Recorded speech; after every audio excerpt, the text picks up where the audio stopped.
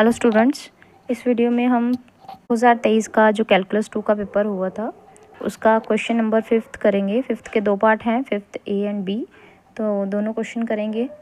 तो सबसे पहले 5th पार्ट जो है, 5th का ए जो है उसमें हमें मिनिमम वैल्यू बोला गया है फाइंड करने के लिए।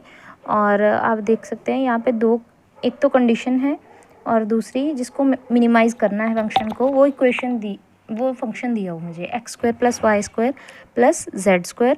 और कंडीशन क्या दे रखी है कि yz + zx + xy = 3a²। ठीक है, तो मुझे मिनिमाइज़ करना है इसको। तो ये लास्ट एक्सरसाइज जो है आपके मैक्सिमा मिनिमा की, उसका क्वेश्चन है।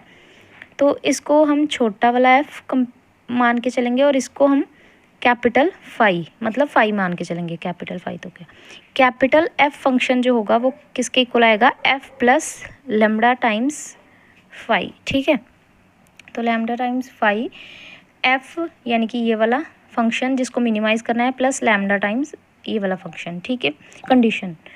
अब पहले तो इक्वेशन 1 इसको और इक्वेशन 2 इसको मान के कैपिटल F जैसा मैंने बताया है वैसे ही लेट किया गया है। इसके बाद लैग्रांजियन मल्टीप्लायर किसको बोला गया है, लैम्डा को। अब हम क्या करेंगे, एक्सट्रीम वैल्यूज़ निकालनी है, तो उसके लिए हमें क्या करना होगा, F का ये वाला जो कैपिटल F है इसका डेरिवेटिव करना होगा सबसे पहले तो x के साथ, यानी कि पार्शियल डेरिवेटिव करना है x के साथ। मतलब x is the variable and other variables are treated as constant। तो जो x है उसी को वेरिएबल मानूंगी, तो उसकी डिफ्रेंसिएशन हो जाएगी 2x। और y को क्या मानूंगी, 0, क्योंकि उसकी डिफ्रेंसिएशन 0 हो जाएगी। क्यों, क्योंकि वो कांस्टेंट माना जाएगा x में। x की जब बारी होगी डिफ्रेंसिएशन की तो y और z तो कांस्टेंट ही है ना। इसमें भी x नहीं है, इसमें x है, तो इसका आ जाएगा z लैम्डा और इसका आ जाएगा y लैम्डा। ठीक है, तो लैम्डा को कॉमन निकाल दिया है तो y + z। इसी तरह से पार्शियल डेरिवेटिव किया गया है f का with respect to y and partial derivative किया गया है विद रिस्पेक्ट टू z। हम इसको ऐसे भी लिख सकते हैं कि capital curl f by curl x किया गया है, curl f by curl y किया गया है और कैपिटल F का विद रिस्पेक्ट टू z किया गया है, ये इस तरह से। इसके बाद इनको 0 के इक्वल रखा, इक्वेशन तैयार है हमारे पास, होमोजेनियस इक्वेशंस। तो इनका डिटर्मिनेंट सॉल्व किया गया है। डिटर्मिनेंट में सिर्फ x y z के कोफिशिएंट्स लिखे जाएंगे, x y z नहीं लिखा जाएगा। तो इसका डिटर्मिनेंट सॉल्व करना है। ज़रूरी नहीं है आपको रो ऑपरेशन ही लगाने हैं। हाँ, ये है कि रो ऑपरेशन या कॉलम ऑपरेशन लगाने से डिटर्मिनेंट करना थोड़ा ईजी रहता है ना। तो ऐसे मतलब, तो ज़रूरी नहीं है लैम्डा के लिए वैल्यू निकालने के लिए आपको ऑपरेशन लगाने ही लगाने हैं। विदाउट ऑपरेशन लगाए भी आप लैम्डा की वैल्यू निकाल सकते हैं, जैसे कि सिंपली डिटर्मिनेंट सॉल्व किया जाता है, बिल्कुल वैसे। ठीक है, जब लैम्डा की वैल्यूज़ आ जाएंगी -1 और 2, तब हमने क्या करना है, इसको उठा के बारी बारी, एक बार तो लैम्डा की वैल्यू 2 आई और एक बार -1। तो पहले मैंने 2 रखा, तो 2 को उठा के अगर मैं यहाँ पे पुट करूँ थर्ड इक्वेशन में, यहाँ या थर्ड में या फोर्थ में या फिफ्थ में, जैसे भी पुट करोगे तो आपको क्या मिलेगा, 2 कॉमन निकाल सकते हो आप, क्योंकि लैम्डा की वैल्यू आपने क्या पुट की है, यहाँ पे 2 पुट की है ना। तो 2 कॉमन निकल आएगा, 2 0 के इक्वल तो है नहीं, x + y + z ही 0 के इक्वल आएगा। तीनों इक्वेशन में करोगे सेम यही चीज़ मिलेगी बार बार आपको। तो अगर आप दिमाग लगाओ, अब अगर x + y + z = 0 है ना, यहाँ पे स्टेप नोट करने वाला है। अगर x + y + z = 0 है, देन x + y + z की होल स्क्वायर भी क्या होगी, 0। ये खुद से स्टेप किया गया है। अब होल स्क्वायर का फॉर्मूला अप्लाई करूँगी तो वो क्या आएगा, x² + y² + z² +2xy + 2yz + 2zx = 0, है ना। यही बनेगी, होल स्क्वायर भी क्या हो जाएगी, 0 के इक्वल। अब मैं क्या करूँगी, इसको अगर मैं इधर ही रहने दूँ और इनको उठा के दूसरी साइड ले जाऊँ तो ये आएगा x² + y² + z² = ये सब दूसरी साइड जाएंगे तो इधर प्लस के हैं, उधर माइनस के हो जाएंगे, तो -2 और अंदर क्या बचेगा, xy + yz + zx, है ना। तो यही चीज़ इन 2 स्टेप्स को मिस करके उन्होंने डायरेक्ट ये चीज़ यहाँ पे लिखी है ना। तो ये स्टेप आपने नोट करना है। फिर x square plus y square plus z square की वैल्यू मुझे क्या मिल जाएगी, -2, और एक्स प्लस ये x y y z z x, ये कहाँ से लिखा, माइनस का 3a यहाँ से, ठीक है, यहाँ से 3a, x y y z z x का सम 3a स्क्वायर के इक्वल है। तो ये वैल्यू उठा के यहाँ पे पुट कर दी, जो कि दोनों का प्रोडक्ट करूँगी तो -6a आएगा, -6a स्क्वायर आएगा। a स्क्वायर तो पॉजिटिव है लेकिन माइनस का 6 नेगेटिव है, तो इसीलिए ये वैल्यू क्या है, नेगेटिव है ना। कहता है which is not possible for the real values of x y and z. X y और जेड की वैल्यूज़ का अगर मैं स्क्वायर करके सम करूँ तो खुद देखो ये कितनी कंट्राडिक्शन है कि एक्स स्क्वायर, एक तरफ तो आप बोल रहे हो कि एक्स स्क्वायर वाई स्क्वायर और जेड स्क्वायर स्क्वायर कर रहे हैं तो हम प्लस के ही होंगे ना ऑब्वियसली, क्योंकि किसी भी माइनस का भी अगर आप स्क्वायर कर दो वो तो पॉजिटिव बन जाएगा। 100% है कि ये भी प्लस का है, ये भी प्लस का है, ये भी प्लस का है, तीनों को ऐड करूँगी तब भी क्या होगा, प्लस का, पॉजिटिव।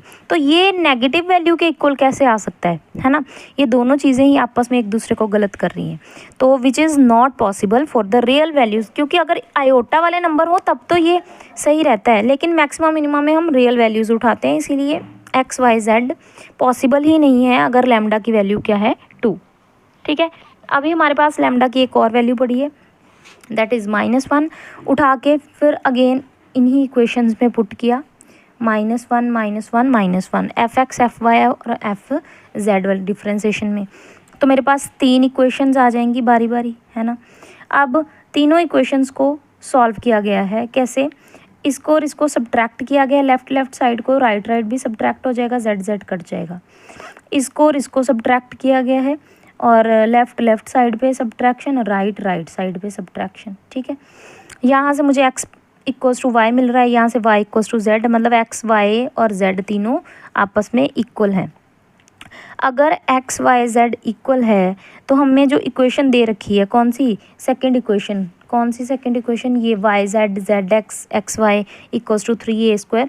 यहाँ पे अगर x y y z x equal हैं तो सबकी जगह अगर एक्स एक्स लिख दूँ तो कोई गलत नहीं है, क्यों, क्योंकि तीनों तो बराबर है तो फिर लिख दो, जहाँ x y plus y z plus z x लिखा है इक्वल्स टू 3a, तो 3a स्क्वायर, वहाँ पे सब जगह एक्स स्क्वायर होगा, तो वो एक्स स्क्वायर ऐड होके 3x स्क्वायर बन जाएगा इक्वल्स टू 3a स्क्वायर। यहाँ से x की वैल्यू क्या मिल जाएगी, प्लस माइनस का a।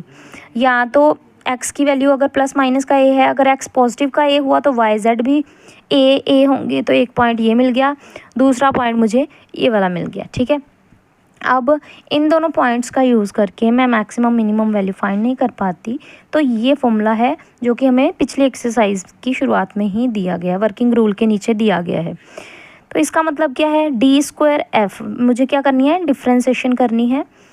डी स्क्वायर एफ है किसकी, कैपिटल एफ की डिफ्रेंसिएशन, लेकिन किसके इक्वल आएगी, इसका फॉर्मूला है summation, double differentiation of f equals to summation of f की, समेशन का मतलब जो चीज़ आप x के लिए कर रहे हो सेम वही चीज़ y के साथ करनी है, सेम वही z के साथ करनी है, बीच में साइन प्लस का, मतलब अगर इसको फॉर्मूले को एक्सपैंड करके लिखूं तो ये कुछ इस तरह से बनेगा, x डी एक्स की स्क्वायर प्लस एफ वाई और d y square plus f z d z square plus 2, यहाँ पे भी समीशन है तो ये भी खुलेगा, तो क्या बनेगा, f y z d y d z plus 2 z x d x d Z.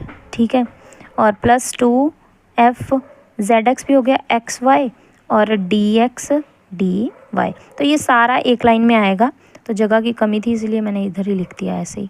तो ये सारा एक प्लस डालते जाओ और ऐसे ही लिखते जाओ। तो मतलब देखने में ये 2 चीज़ें लग रही हैं पर है नहीं, ये 2 नहीं है, टोटल 6 चीज़ें हैं, 6 टर्म है। ठीक है, देखने में ये 2 टर्म लग रही हैं क्योंकि x और x के लिए y z के लिए सिर्फ लिखा है ना। तो इस तरह से मैंने डिफ्रेंसिएशन, अब एफ एक्स एक्स का मतलब क्या है, f की 2 बार डिफ्रेंसिएशन x के साथ, फिर f की 2 बार डिफ्रेंसिएशन y के साथ पार्शियल वाली, z की 2 बार, एफ वाई जेड का मतलब पहले y के साथ करो फिर z के साथ, जो f के बिल्कुल पास लगा है वो पहले सॉल्व होगा। F z x f x y, ये सारी वैल्यूज़ निकाल के यहाँ पे पुट की गई हैं। जो एफ एक्स एक्स है खुद सोचो, एफ एक्स अगर इतना है तो अगेन एक्स के साथ करूँगी तो वो क्या आएगा, सिर्फ 2 आएगा, है ना। इसका भी 2 आएगा और इसका भी 2 आएगा। तो मतलब जो एफ एक्स एक्स है वो भी 2 है, जो एफ वाई वाई है वो भी 2 है, जेड वाला भी 2 है। और उसके बाद जो वाई वाले की जेड के साथ करनी है, तो मतलब यहाँ पे जो पहले वाई के साथ हो रखी है उसकी जेड के साथ कर दो, है ना। तो यहाँ पे क्या आ जाएगा, वाई वाले की मतलब एफ वाई की, अगर मैं एफ वाई की जो वाई के साथ हो रखा है उसकी मैं जेड के साथ कर दूँ पार्शियल डेरिवेटिव, तो क्या आएगी, कुछ नहीं है, क्योंकि कांस्टेंट है तो जेड की 1 बन जाएगी, तो लैम्डा आएगी। और लैम्डा की वैल्यू यहाँ पे कितनी ले रहे हैं हम, -1, तो इसीलिए यहाँ पे -1 आ गया। और ये 2 फॉर्मूले वाला 2 है जो कि बाहर लगेगा ही लगेगा, है ना। तो ये वैल्यूज़ हमने पुट कर दी उठा के सब की सब। तो अब इसका ये होल स्क्वायर कंप्लीट की गई है। होल स्क्वायर कंप्लीट करने के लिए उन्होंने यहाँ पे ए स्क्वायर और यहाँ पे इस 2 को अंदर लेके जाओगे, ये 2 अंदर जाएगा तो यहाँ पे 4 4 4 बन जाएगा। तो होल स्क्वायर कंप्लीट हो जाएगी अपने आप। जब 2 टाइम्स डी एक्स स्क्वायर है तो डी एक्स स्क्वायर को 2 बार लिख सकती हूँ मैं, डी एक्स स्क्वायर अलग प्लस डी एक्स स्क्वायर अलग, इसी तरह से डी वाई स्क्वायर अलग, डी वाई स्क्वायर अलग प्लस डाल के, क्योंकि 2 है ना साथ में, तो 2 अंदर जाएगा तो ये सारा अंदर मल्टीप्लाई होने से वो पीछे वाले माइनस वाले ये सारे 4 4 बन जाएंगे, है ना। तो फिर 4 है तो फिर इनको भी 2 टाइम्स लिख सकती हूँ। माइनस का 4 होगा तो माइनस का 2 डी वाई डी जेड अलग, माइनस का 2 डी वाई डी जेड अलग। तो इस तरह से होल स्क्वायर्स कंप्लीट हो जाएंगी। इनकी स्क्वायरिंग को खोलना आपको सब समझ में आ जाएगा, ये इसी के इक्वल बनेगा, ठीक है। विच इज़ ऑब्वियसली अगर ये भी whole square plus whole square plus whole square वाली चीज़ें तो ऑलवेज पॉजिटिव होती हैं। अगर ये वैल्यू पॉजिटिव है देन मिनिमा आएगा, ठीक है। तो मिनिमम वैल्यू आएगी किस पे, ए एंड ए पे। तो मिनिमम वैल्यू होगी क्या, इस पॉइंट पे तो आएगी, इतना तो पता है, लेकिन वैल्यू क्या होगी, उठाया इन पॉइंट्स को फंक्शन में, जहाँ जिस फंक्शन की वैल्यू निकालनी थी वहाँ पुट कर दिया, a square plus a square plus a square that is 3a square. Similarly minus a को सॉल्व करते तब भी सेम आना था, आप चाहें तो इसको करके देख सकते हैं, ठीक है। तो ये फिफ्थ का ए पार्ट हो गया। अब सेकंड पार्ट देखते हैं। तो फिफ्थ का बी पार्ट है जो कि डबल ट्रिपल इंटीग्रेशन की फर्स्ट एक्सरसाइज में से ही पूछा गया है। तो सबसे पहले तो उन्होंने बोला है इवेल्यूएट करना है मुझे x square double integration of x square plus y square d x d y. और ए जो है वो रीजन है फर्स्ट क्वाड्रेंट एनक्लोज्ड बाय, तो फर्स्ट क्वाड्रेंट किसका, ये तो सर्कल है ना। तो मतलब ओरिजिन और 1 यूनिट रेडियस लेके अगर मैं एक सर्कल प्लॉट करूं और x0 मतलब x0 कहाँ पे होता है, यहाँ ये लाइन, y0 मतलब x एक्सिस है ना, x0 मतलब y एक्सिस और y0 मतलब x एक्सिस। तो मतलब ये रीजन, ठीक है, उसका फर्स्ट क्वाड्रेंट, ठीक है, फर्स्ट क्वाड्रेंट मतलब ये वाला रीजन, ठीक है। सर्कल, सबसे पहले तो सर्कल में भी x = 0 हो, y 0 हो, और क्या दिया कि फर्स्ट क्वाड्रेंट मतलब कौन सा वाला रीजन हो गया, ये वाला शेडेड पोर्शन, ठीक है, सर्कल का। अब बिल्कुल सिंपल है, एक की लिमिट चलेगी कांस्टेंट और दूसरे की चलेगी वेरिएबल। ये आपको डिसाइड करना है किसकी मुझे वेरिएबल लिमिट लेनी है, किसकी मुझे कांस्टेंट लिमिट लेनी है। मैंने लिखा डबल इंटीग्रेशन डाली, जिसकी इंटीग्रेशन करनी है इंटीग्रेंड वो लिखा। उसके बाद लिमिट्स डालने के लिए सबसे पहले तो मिनिमम लिमिट तो दोनों की 0 0 आएगी, एक्स की भी और वाई की भी। क्यों, क्योंकि दिया हुआ है एक्स और वाई दोनों 0 होंगे।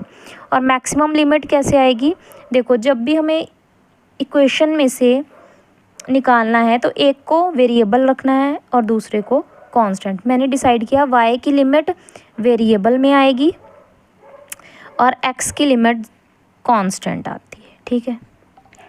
अब अगर जिसको कांस्टेंट करना है पहले तो उसको, अगर x को कांस्टेंट लिमिट रखना है तो ऑब्वियसली इसके ऑपोजिट दूसरा कौन है, y को मुझे क्या पुट करना पड़ेगा, 0। तो मैंने y को 0 पुट कर दिया। यहाँ से x की वैल्यू क्या आ गई, +1, -1 तो लूँगी नहीं, क्यों, वैसे तो x को सॉल्व करती तो ये आता, अगर मैं x² + y² = 1, यहाँ पे y की वेरिएबल लिमिट रखनी है, डिसाइड की है, और x की कांस्टेंट लिमिट। जिसकी कांस्टेंट लिमिट रखनी है दूसरे वेरिएबल को 0 पुट कर दो, बस इतना काम करना है। तो x की 2 लिमिट्स आ जाएंगी प्लस माइनस की, लेकिन क्वेश्चन में मुझे स्पेशली बोला गया है कि x कितना है 0, ये गिवन है, ठीक है। तो अगर x 0 से शुरू करना है तो फिर इसका मतलब माइनस वाले का काम कट हो गया, सिर्फ पॉजिटिव वाला काम करेगा। मतलब x की लिमिट क्या आएगी 0 से लेके 1 तक, ठीक है। अदरवाइज़ अगर ये कंडीशन x इक्वल्स टू 0 ना बोला होता तो मैं -1 से 1 लेती, ठीक है। इसके बाद y की अगर वेरिएबल लिमिट निकालनी है तो मैं जिसकी वेरिएबल लिमिट निकालनी है मतलब स्ट्रिप निकालनी है, ठीक है।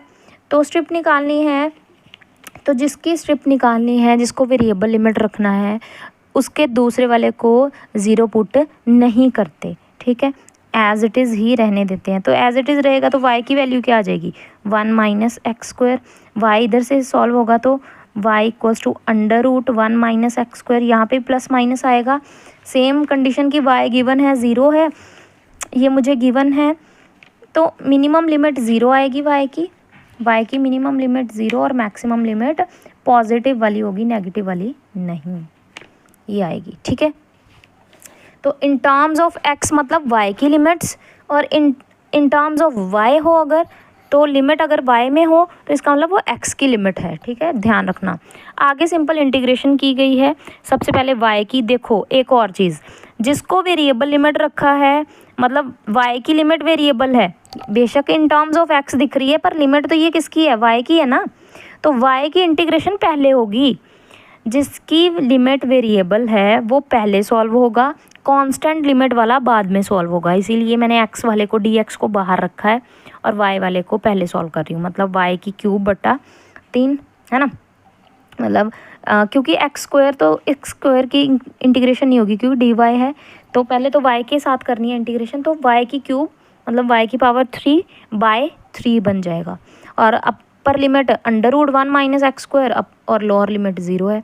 अपर लिमिट पुट की, लोअर लिमिट पुट की, लोअर से तो 0 बन जाएगा, अपर जब पुट की तो ये एक्स स्क्वायर, ये वाला तो बाहर रखा है उन्होंने, जब y में ये वैल्यू पुट की है तो y की वैल्यू 1 माइनस एक्स स्क्वायर, और जो अंडर रूट है वो कन्वर्ट हो चुका है 1/2 में, जो पहले से क्यूब लगा है वो ऊपर लगा है, 3/2 इसीलिए बना है, ठीक है, क्योंकि अंडर रूट का मतलब ही 1/2 पावर होती है। तो एक तो पहले से ही लगा हुआ है क्यूब है ना, तो वो क्यूब ऊपर लगेगा और नीचे 1/2 मतलब है ना। अब इसके बाद ये यहाँ से समझने वाला कंसेप्ट है। अब इसकी इंटीग्रेशन, क्योंकि u/v मतलब integrating by parts 1 first function second वाला तो लगा नहीं सकती क्योंकि ये तो चलता जाएगा, काफ़ी लेंथी बन जाएगा, पता नहीं कब सॉल्व हो।